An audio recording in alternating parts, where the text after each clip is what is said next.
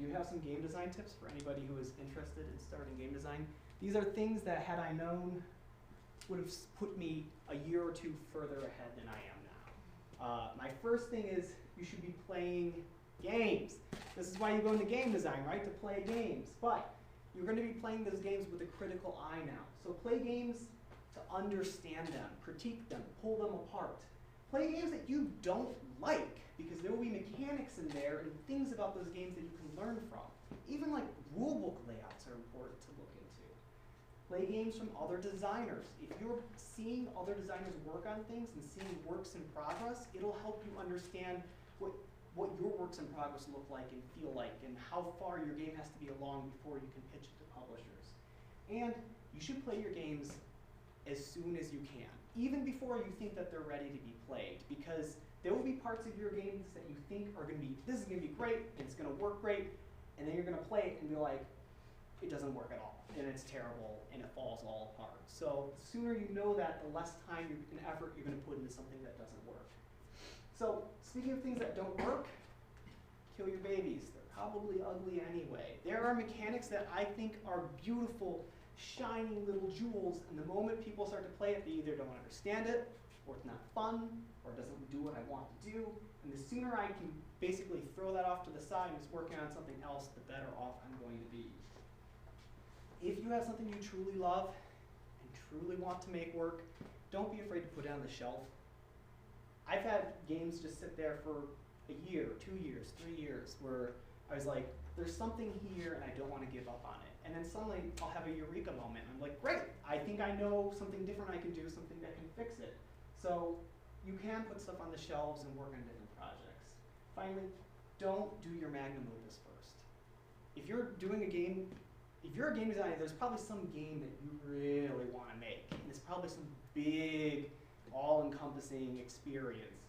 And if that's the first thing you're going to do, you're going to be making all of your mistakes on that first game, and it's probably also going to be a bad game. My first 4 or 5 games were bad games. But I killed those babies, and I learned from them, and I made better games, and I made the full games because I was making something nice and small, something I could complete and learn from.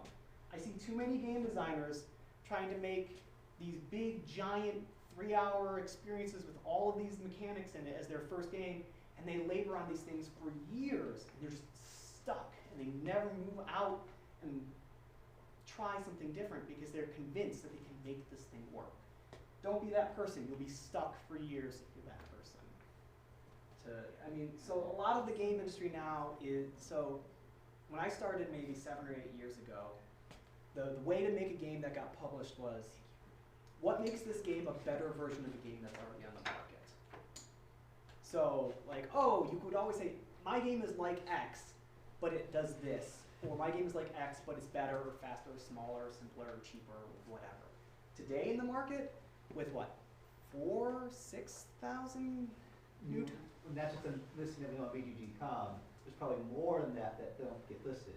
With around 6,000 titles entering into the market every year, the publishers don't care if you do something better than other ones. They want it to be completely unique, giving an experience that people haven't had before. So the Mind is a good example. What's the Mind?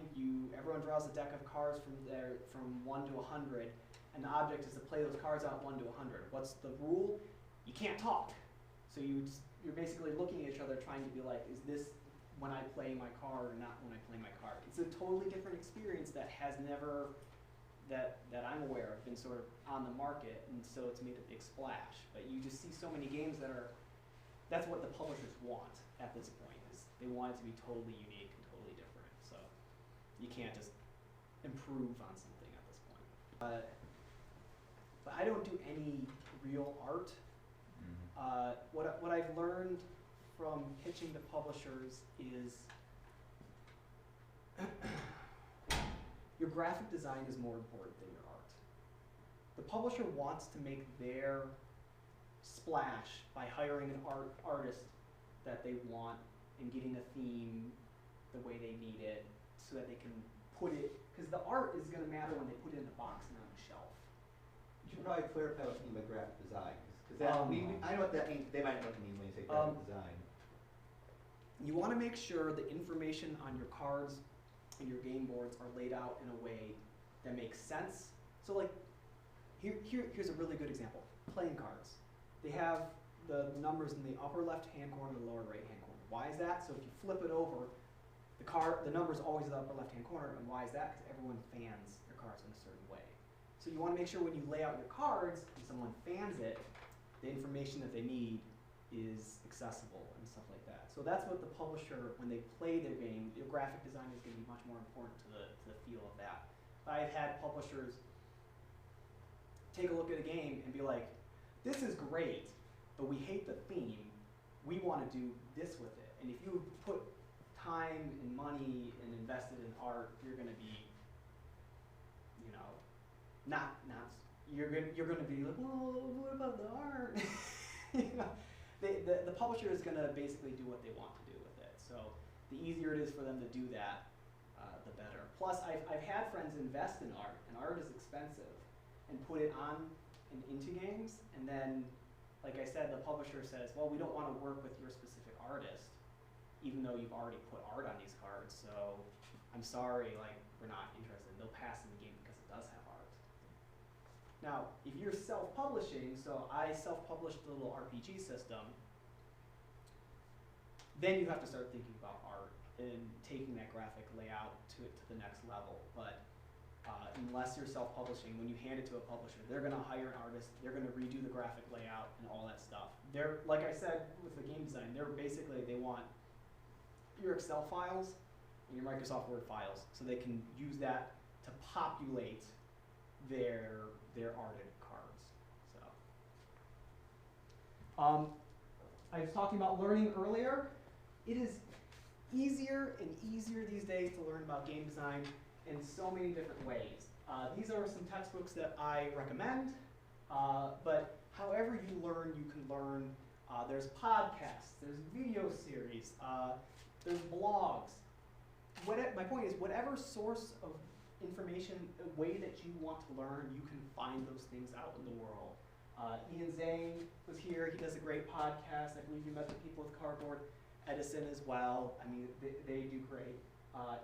The more you know about a subject and the more intelligently you can talk on that subject, remember, it's your reputation. And if people don't think you're a big dummy, I mean, that goes a long way for them wanting to take a look at what you're working on, because they'll respect the projects and the time and the things that you're doing. So I really appreciate everybody coming out today, listening to the presentation that I have. Once again, I'm BK Game Design on social media. So if you have any interest in what I'm doing and want to follow me there, you can do so. I wasn't able to get BK Game Design on Gmail, so I'm Ben K Game Design via email. But I really appreciate you guys coming out. And if you have any questions, I'd be happy to answer them now.